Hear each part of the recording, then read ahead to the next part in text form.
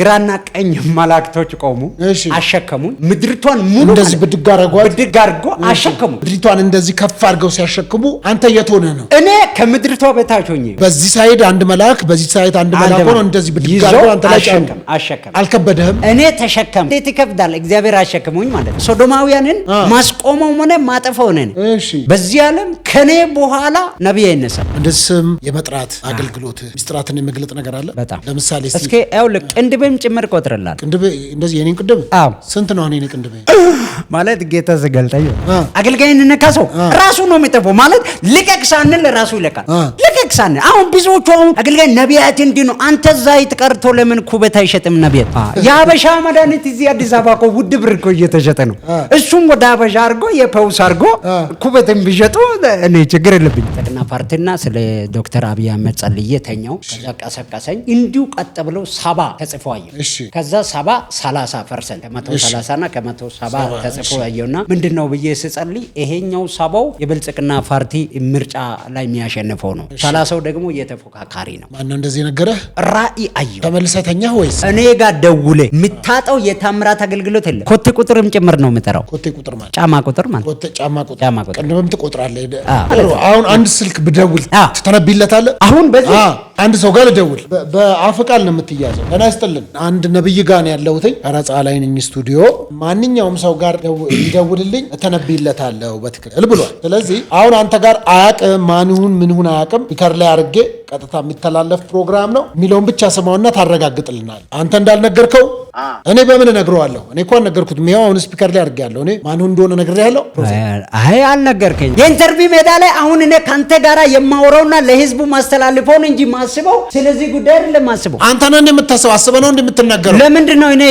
ታዳም አንተ የምጠይቀኝን ጥያቄ ሳላሰበን ለሱ የምትነበየው አስበህ ነው እንዴ ዘፈን ላይም ገብቼ ነበር ሞክሬ ነበር ከዛ በፊት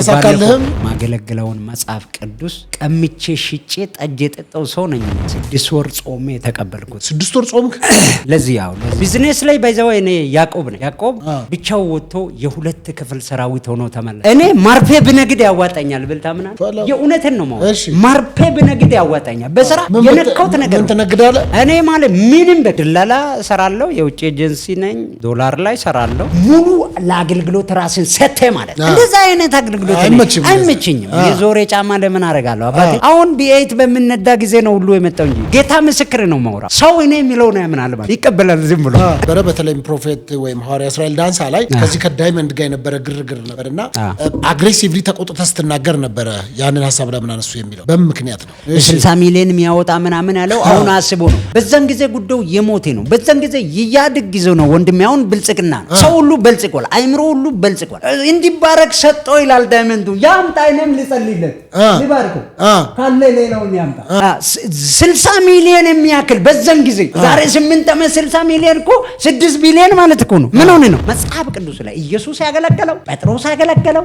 ጳውሎስ ያገለገለው አገልግሎት ነው ያገለገልኩ ያለው አይውልኝ ማንንም ወንጌል መነሻው የት ነው ከወላይታ ነው ይሄ ወላይታ ላይ በ8 ሰዎች የተጀመረው ወንጌል 40 ሚሊዮን የደረሰው በዩኔስኮ ላይ መመዝገብ አለበት ዩኔስኮ ላይ መጀመሪያ ወንጌል የተቀበለን የመጀመሪያ ኢትዮ እስራኤል እንባላለን እኛ ወላይታው እኛ ባይዘው ከኢባብ ጋር ከዛንዶ ጋር ከአዳልሞቴ ምናምን የሚባለው ጋር እኮ አላደገንም ደስ የሚለኝ ነገር በወላይታ ላይ በ8 ሰዎች የተጀመረው ወንጌል አሁን 40 ሚሊዮን ሆነናል 40 ሚሊዮን በሆነን ሰዓት እኔ ኃላፊ ነኝ እኔ ገዢ ነኝ የሚል በስቷል ብልጽግና ፓርቲው ኦሬዲ 38 ዓመት ይገዛል አባቶቻችን ከተቀበሉ እኛን መቀበል ግዴታ አለብን እኔ ቤት ሰራተኛ አለች ያቺ ሰራተኛ እኔን ብቻ ሳይሆን ልጆችንም ጭምር ታከብራለች አባቶቻችን ከተቀበሉ እኛንም ማክበር ግዴታ ማለት እኛ ከዛንዶ ጋር ከእንትን ከዳልሞቴ ከምናምን ከመናፕስታለም እንደውም እዚህ ከተማ መተን ነው የሰማነው